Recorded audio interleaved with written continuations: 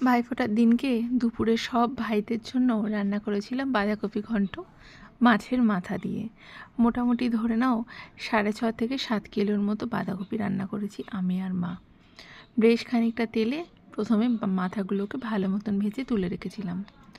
যেহেতু বাঁধাকপি ঘন্টতে দেবো তাই কাতল মাছের মাথাই এনেছিলাম।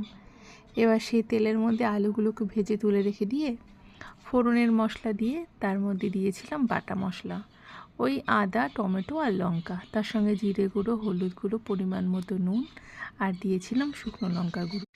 এতগুলো বাঁধাকপি রান্না করা কিন্তু মুখের কথা না, আর আমরা যেহেতু এত কিছু একবারে রান্না করি না, তাই একটু ভয় ছিল দুজনেরই যে কেমন হবে না হবে। তার জন্য মা পরিমাণ মতো নুনটা আর বেশ খানিকটা টমেটোও কেটে দিয়েছিল। খুব ভালো মতো এই সব মশলাগুলোকে মিশিয়ে নিয়ে মানে ওই ভেজে নিয়ে বাঁধাকপিগুলো দিয়ে দিয়েছি। বাঁধাকপি দিয়ে একটা বড় পাত্র দিয়ে ঢাকা দিয়ে রেখেছিলাম। আর বাঁধাকপিটা এত ভালো ছিল, বেশ অনেকক্ষণের মধ্যে পুরো বাঁধাকপি মজে গেছে। যেহেতু 7 কিলো বাঁধাকপি, তাই মজতে তো একটু টাইম লেগেছে। যেরকম পরিমাণে জলও উঠেছে, ঠিক তেমনই ভীষণ সুন্দর হয়েছিল বাঁধাকপিটা খেতে।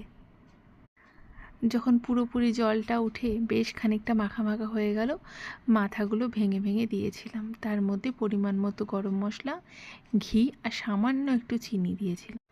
ভেজ ডাল করেছিলাম সমস্ত সবজি আর পনির দিয়ে।